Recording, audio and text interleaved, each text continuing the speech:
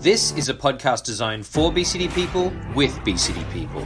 On this show, we're celebrating the diverse workplace cultures and connecting people across functions with our most confident self colleagues. So come on, let's go have some fun as we feed our future learning about the business, each other, and life at BCD. Well, ladies and gentlemen, boys and girls, we are back for another week of a Life at BCD podcast, and I have online with me, all the way from the other side of my world at least, the man, the myth, the legend. Welcome to the podcast, Mr. Richard Moe. Richard, thanks for being here today. Hey, Chica. Good morning. How are you? Everything is well. It's actually very good evening for me too. So I'm just really excited to speak with you. Now, for our listeners who may not know Richard, I didn't know Richard, but a month ago I met him and I was like, we need to get your story on the Life at BCD podcast. So Richard, let me give you the microphone right now. Who are you? Where are you from? And what is your journey at BCD? Hey, well, I'm from the UK originally, hence the accent. But I'm not based in the UK anymore. I'm based in Singapore. So I've been with BCD Travel now for 21 months. I'm still counting because that's the age of my eldest son. So when he was born, that was the time I joined BCD Travel. So Wow. yeah, it's a significant date for two reasons, obviously. So I've been in Singapore for 6 years now, and I head up the program management team in Singapore. All right. Well, I know when you said 21, I can imagine some of the listeners going, 21? I've been here 21 years. But you say 21 months, it's like, whoa. So program management in Singapore, Richard, talk to us about that. What is that for you in that region? Well, I look after a team of 5 program managers, national program managers. We look after the relationships of around about 200 clients here. Out of those 200 clients, I mean, they're all very large corporates. 80% of those corporates are global accounts. So they're very significant valued accounts.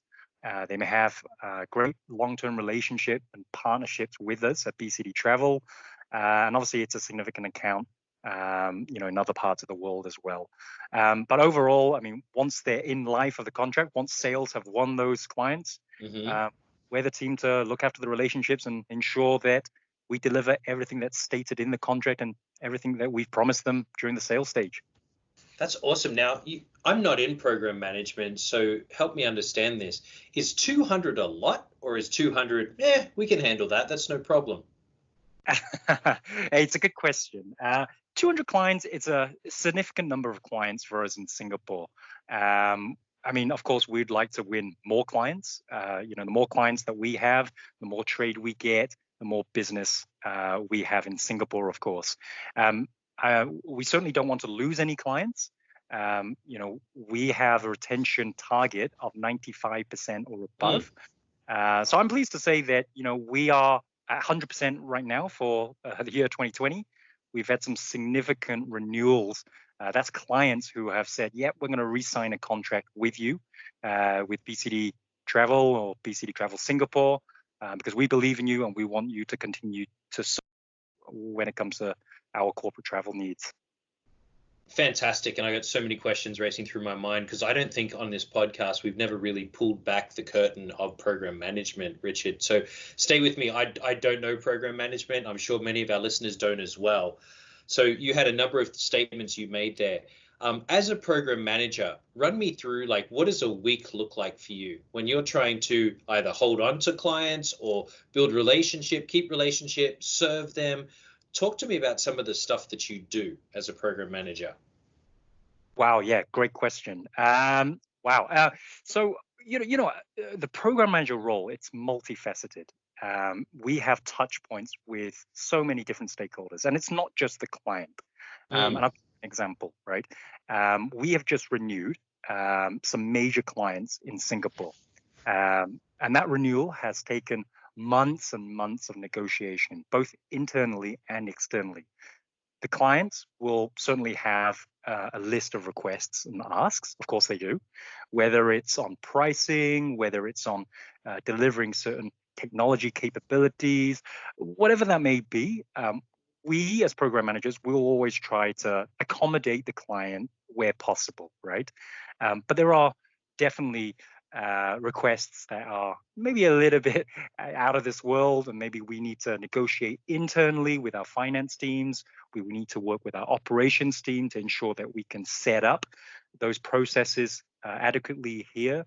But all in all, we need to package everything for the client and convince them that BCD Travel, again, is the TMC for them going forward, and they re-sign the contract for many years to come.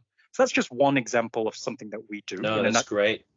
It sounds very simple, but it's a little bit more complicated than that. Other things could be, when clients are with us, we want to ensure that they're satisfied, of course.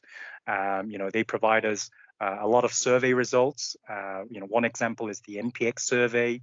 When travelers travel, they receive an NPX survey. They give us a score out of 10. And if it dips below, let's say, 8 out of 10, our program managers are on it straight away. We try to understand.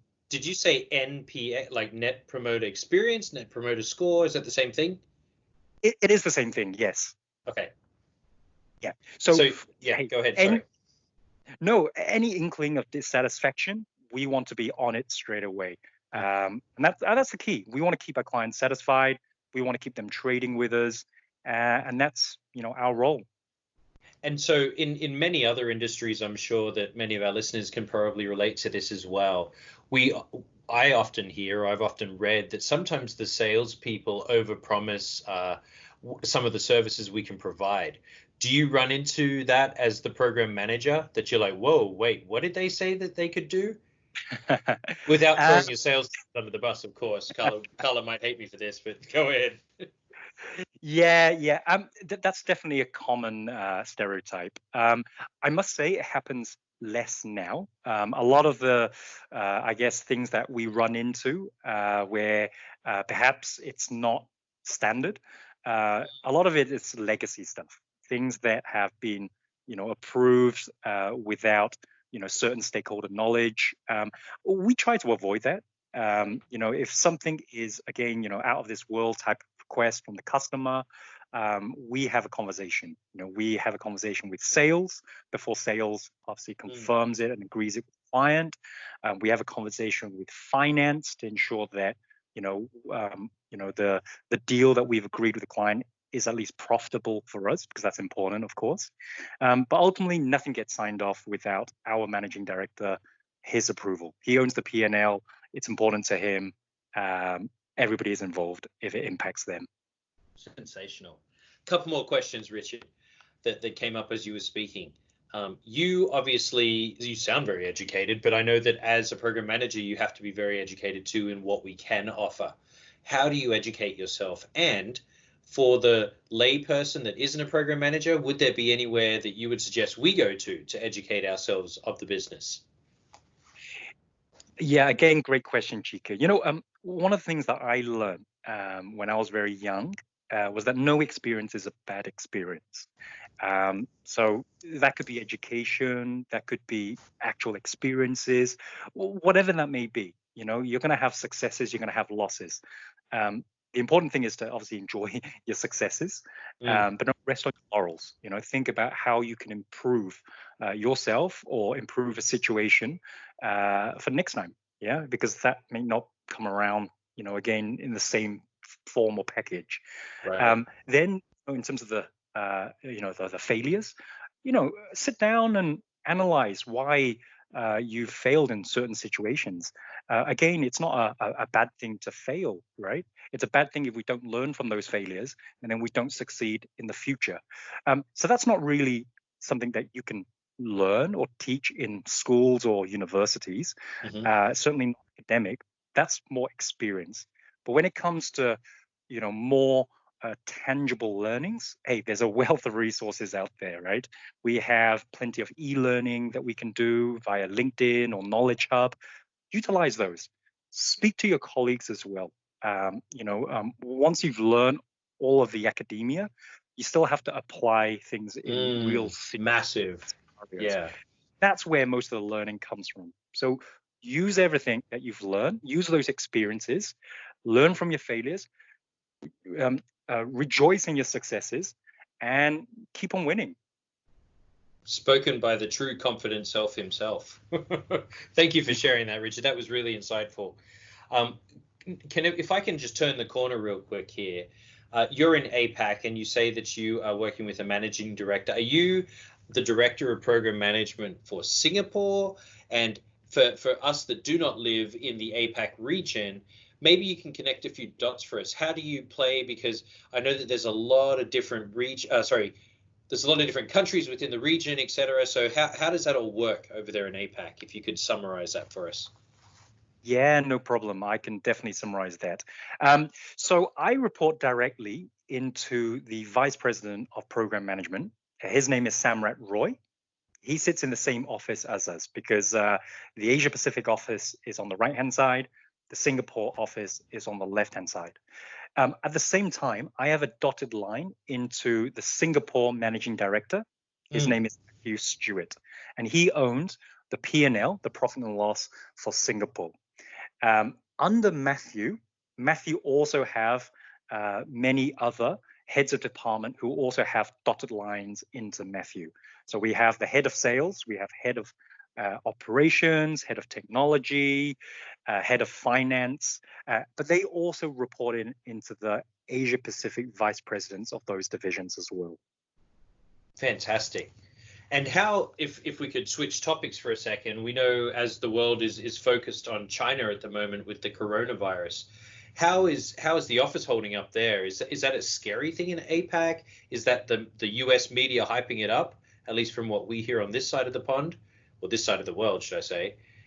Maybe talk to us about that, and more importantly, is that impacting our business?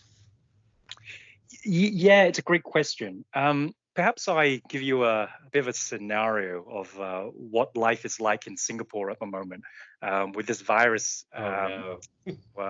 Virus in the media heavily. So, I mean, Singapore.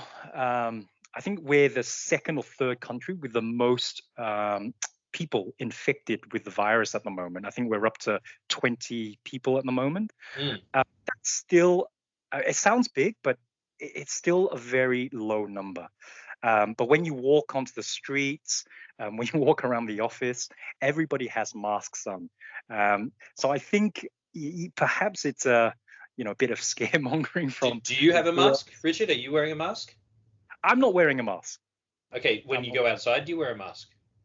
I don't wear a mask. Okay. So you're a rogue non-masker. So I think there's a big portion of people that wear masks here. I think a quarter of the people that you see on the streets wear masks. The three other quarters do not wear masks. So the government has come out and they've given an advisory to say that if you're not unwell, you do not need to wear a mask. It's only when you're unwell, then you should prevent obviously spreading any germs or anything else to other people. If you wear a mask, you may scare people to think that you have something sick. Right. Absolutely. So that's the situation in Singapore at the moment. I think everybody, just like any other country, is reading a lot about the virus, but the impact is fairly low. In the office, we started mobilizing a lot of people in the event that the situation escalates and becomes a little bit more intense. So for my team, my team already works virtually, anywhere, anytime, any place. So they're fine. We started mobilizing the operations team today as well. So unlike in some other countries like the States or in Australia, in Singapore, traditionally, people like to come to work, or people have to come to the office. They may not have a very large personal space. They certainly may not have an office at home where they can work in. So they actually prefer to come into the office. So mobilizing the operations staff here in Singapore is something very new to them. So we're in the testing phase at the moment to get people used to the idea and the environment of working remotely. Wow. And as a region, so the BCD region, I'm sure there's plenty of communication that's going up and down to China and Jonathan and the crew up there. How are we handling it up north, where the ground zero is? Yeah, it's a good question. I mean, I saw Jonathan posting a message yesterday to suggest that yesterday alone, there were 16,500 domestic flights crisscrossing China, and 11,000 of those flights were cancelled. So it's impacting China significantly. They're all working from home. So the good thing is we have BCP processes in place in China, so people can still continue work. That's good for obviously our clients. That's good for our staff's morale, that they can still do their daily tasks. So I think they're holding up well, but of course it can't be an easy situation, in the country of the epicenter itself. No way. And what's your outlook? What's your thinking around this? Do you foresee this growing? Is this going to? I don't know the end. I mean, what's the end? As a person on the other side of the world, we hope that it's going to end soon. But what is the APAC market shouting? Yeah, I think look, if I can really answer that question, Chika, I'll probably be the best paid scientist at the WHO. Outside of the guys that built the masks that everybody's wearing right now, you'd be the best paid something over there in APAC. Hey, absolutely. I mean, look, the situation is, it's contained. I think we need to, have a bit of a reality check as well on, what is actually happening and what isn't. The fact is, people have definitely stopped traveling as much. People have definitely stopped traveling to most part of China, if not all of China. So that's definitely impacted us. Here in Singapore, we're predicting that, best case scenario, we see the situation alleviating probably by the end of June, and we'll see a staggered approach back to travel in China and in other parts of the region as well. But you never know, and we're just waiting for news from the experts, just like you are as well, Chika. Wow. Well, thank you for the insights there, Richard. I know that kind of digressed a little from your work, but I think it's very important. Many of our listeners around the world would be interested in just getting some new insights on the ground. So as we wrap up every one of our podcasts, Richards, I turn back inside it. For you, the employee, you've been here now, you say, just on 21 months. Is that correct? That's right. 21 months. So as you look back from the time you started to now, what are you feeling as an employee at BCD? What excites you about this work that you're doing? What excites you about the company and your role? Yeah, great question. So, I mean, being in my role, we get to face so many different challenges every single day, and not every day is the same. And that's something that is definitely challenging. But something that's very rewarding and something very motivating to me as well. I get to speak with almost everybody in the office when I come into the office, when I do come in. And, we have a town hall today, so we get to address all of our employees in Singapore. Straight after that, I have a meeting with a client who has just given us the green light to renew their contract for another 3 years. So that's something that's amazing for us, and it's again very rewarding experience to hear that our clients trust us. And then straight after that, we're talking about how do we initiate the BCP process and activate those measures in case the virus intensifies. What is it called? The BCP, you said? We call it BCP plan. Yes. Which stands for what? Business Continuity Process. Great. So. We want to obviously ensure the business keeps on ticking. So you can tell my day is very varied and very rewarding. I think as a company, this company values you if you work hard. I didn't win COE, unfortunately, this year, but someone team won it. Shout out to the 99% of us that did not. Yeah. But someone from my team won it. And you know what? I live the experience of COE through her because, as a team, we win as a team, we lose as a team, and she definitely sees it that way. So that's amazing, and hopefully many more years to come at this great company. Richard Mo, appreciate your time and insights, and value you as a person as well. Team Richard, the 21-year-old, the rock star himself. We'll see you soon on A Life of BCD. Hey, thanks, Chika. Great speaking to you. Take care. Have a great day.